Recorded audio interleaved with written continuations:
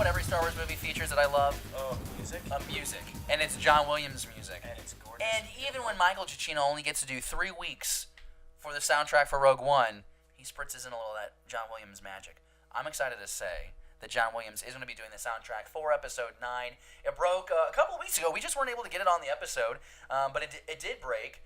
And Williams has composed every live-action Star Wars movie, with exception to Rogue One. And like I said, that's Michael Giacchino. His themes, but not his score. Yeah, and you know what, though?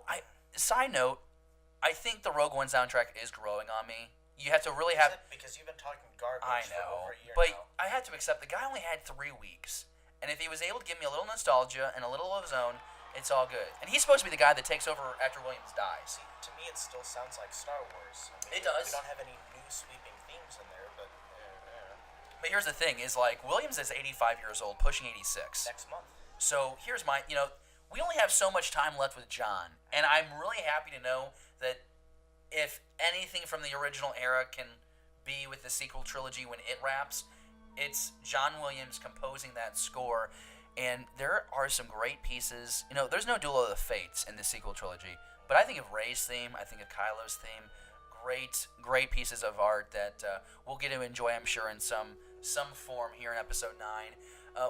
Would it have been a mistake not to let John do this? I think they needed to offer him the first chance, and if he chose not to do it, I think that would have been a shame, but I'm very excited that he's going to come back for it. I like the fact that he said, they asked him, like, did you want to do it? He's like, well, I would very much like to do it. He doesn't want anyone else to touch Rey. When he learned about the character Rey, he wanted to come up with that theme, and you can hear and feel the passion he has for that character in her theme.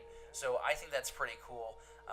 There's a quote here. He goes, "If your vision's still good and your hands, I have no arthritis in my hands and I play the piano very easily, I don't think there's any reason to deprive oneself of the fun of working. Music is so rewarding." The guy's pushing 86, like you said, next month. He's still young at heart, and this man has a passion for Star Wars, and I think it's a franchise overall that means a lot to him.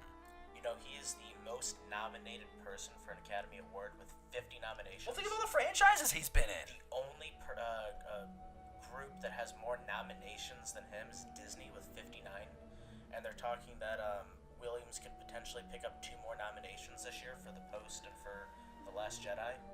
He's this master. I don't think he wins for The Last Jedi. He might have a chance for The Post. But, no, that's awesome. That's so impressive, though. Well, and again, it's a legacy, and it's part of the spectacle that is Star Wars. You go back to 77, it was so controversial that they had a classical score for the movie. And now, you can't imagine anything else. Whatever happens, when Williams decides he wants to be done working on Star Wars, I do not want Danny Elfman. Keep him the hell away from this franchise. I don't think they're going to put Danny Elfman in there. They've said before, Michael Giacchino seems to be the next one in line to do the scores for the saga movies, which I'm kind of surprised by. We're going to talk about Kevin Kiner here in a little bit. He's the one that does the music for the Rebels, okay. Star Wars Rebels. And I think that guy has really done a great job of making Star Wars his own musically, but still paying homage to that original Williams score.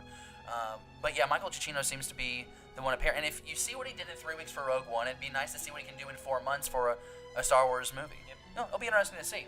That's it for Real Talk. If you have any thoughts about John Williams signing on for Episode 9, be sure you let us know down in the comments below, or Facebook, Twitter, and Instagram.